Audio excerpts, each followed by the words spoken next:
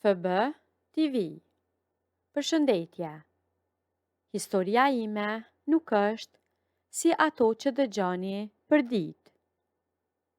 Jam një vajzë 20 vjeqe dhe vi nga një familje e pasur, mjaft e njohur në qytetin tonë. Babai em ka një kompani goxha të madhe dhe drejton bashkë me nënën.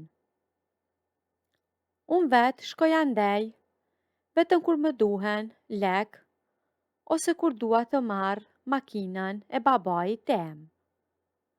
Për të punuar as që bëhet fjalë.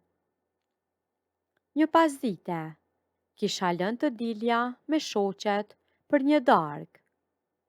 U vesha dhe u rregullova shumë më ndryshe se zakonisht. Kisha veshur një fustan të shkurtër të ngushtë dhe taka të larta. Kisha folur me babin një natë më parë që të më linte disa para në shtëpi, në mënyrë që të mos lodhesha e të shkoja deri te kompania. Por ai e kishte harruar fare. Lekët nuk ishin askond. E mora në telefon disa herë, por nuk e hapte. Kështu që u detyrova të shkoja vetë. Kisha harruar plotësisht që atë ditë ishte festë. Nuk ishte ditë normale e punës. Kur hyra brenda, ndërtesa e kompanisë ishte krejtësisht e zbrazët. Rrinin vetëm rojet poshtë te dera kryesore. Ishte një heshtje e madhe nëpër korridore. Asnjë zhurmë dere apo telefoni. Posh që te zyra e babait, drita ishte e ndezur. Mendova se ishte aty.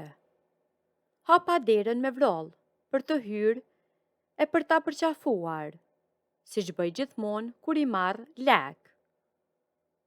Por në vend të babait, te karrigja e tij gjeta shokun e tij. Ai ishte fokusuar në ekranin e kompjuterit dhe po shkruante diçka.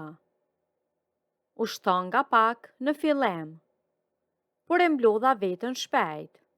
Ç'kemi bukurosh, i thash, me një të qeshur, pasi e kisha natyrë të hedhja batuta. Ai ngriti kokën, buzëqeshi dhe u përgjigj me një herë. Eja, bukuroshe, eja.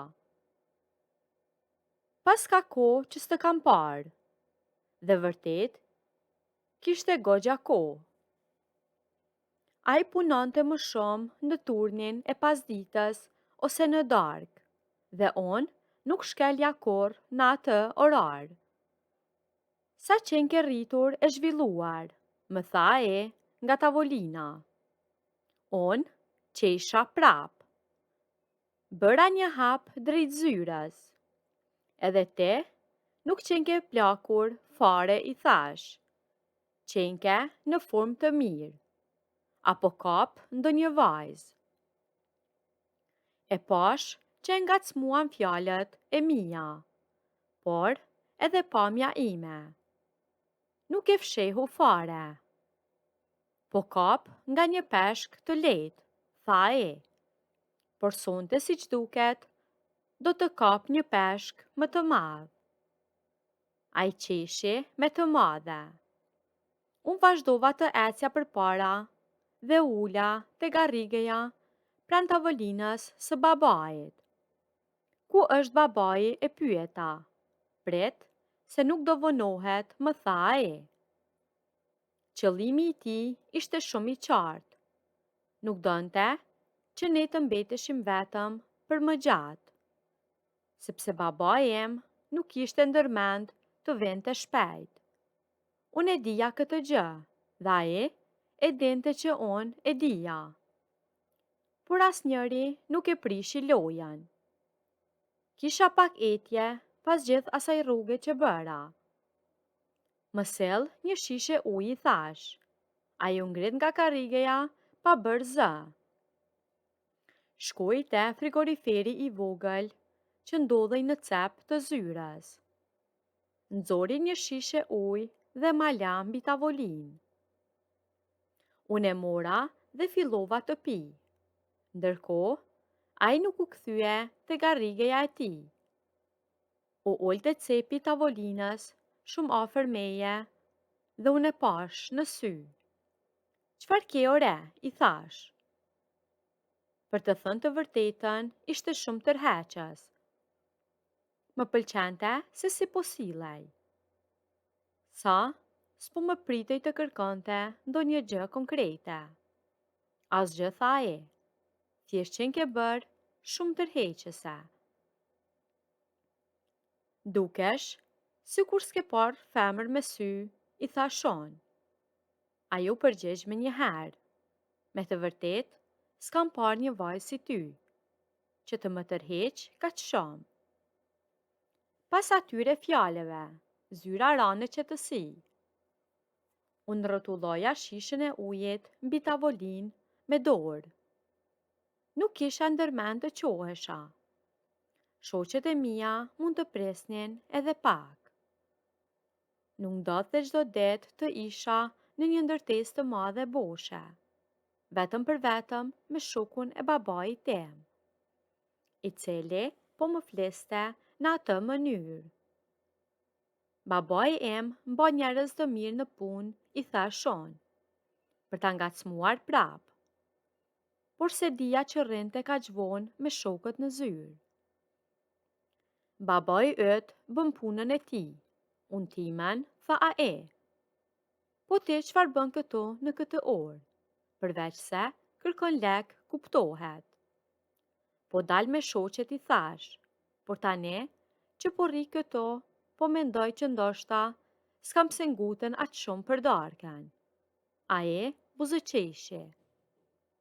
Shoqet e tua s'kam pse presin, por ti, mbase, do të rrish pak më gjatë sot. Unë u mbështeta pas një karrige dhe kryqëzova këmbët. E dija shumë mirë çfarë po bëja.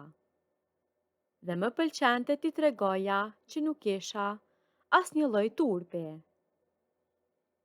Ai rrinte aty mbështetur tek tavolina dhe më fliste qetë. Ti mendon se mund të më mbash mua këto, i thash unë.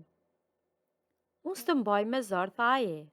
Ti rrin vetë dhe e di shumë mirë pse po rri këto. Ai kishte të drejtë. Ti gjithmonë merr atë që do. Më pyeti papritur. Gjithmonë, i thash unë. Edhe kur babai harron lekët, gjej një mënyrë për t'i marrë gjërat. Po sot, çfarë do saktësisht, tha ai. Dhe zëri i tij ishte edhe më i ulët. Sot doja thjesht para për darkën, por gjërat ndryshojnë. Ai u ngrit nga cepi i tavolinës, mendoja se do kthehej prap te karrigeja e tij, pranë kompjuterit. Por ai shkoi te divani i lëkurës që ndodhej në anën tjetër të zyrës. E ja ulu pak këto, më tha ai. Karrigeja e babait tënd nuk është shumë e rehatshme për të bërë muhabet. Unë u ngrita nga vendi, rregullova fustanin me duar dhe eca drejt tij. U ula në divan. Zyra kishte vetëm një dritë të vogël ndezur në atë anë, ndërsa jashtë po binte nata. E gjithë kompania ishte e heshtur dhe dëgjohej vetëm zhurma e ajrit të kondicionerit. Tani që ula, çfarë do të më thuash tjetër? E pyeta unë. Ai u ofrua pak më shumë drejt meje. Të thash që më pëlqen ti, tha ai. Dhe më pëlqen shumë guximi yt. Guxim, i thash unë. Unë thjesht po pres babain tim. Babai yt nuk vjen sot, tha ai i prerë. Ai më tha t'i mbyllja unë gjërat këto. E të dy denim këtë gjë që në fillim. Unë buzëqesha, kisha rënë brenda në lojen e tij pa e vrarë mendjen fare. Ai e qoi dorën dhe ma vuri tek beli. Unë nuk lëviza, dhe as nuk u largova. Thjesht e lash të bënte lëvizjen e tij, dhe ai u ofrua plotësisht pranë meje. Nuk folëm më asnjë fjalë tjetër. Ai më kapi nga shpatullat dhe më puthi drejt e në buzë. Unë ja ktheva me një herë. Ai më puthi disa herë, ndërsa duart e tij rrinin vetëm atë, tek beli dhe qafa ime. Në një moment, unë ja kalova krahët rreth qafës dhe e tërhoqa edhe më afër vetës, sepse ndjesha shumë mirë kur isha afër tij. Por pastaj ndodhi ajo që nuk e presja. Nëse doni ta dini vazhdimin e historisë, bëjeni videon like.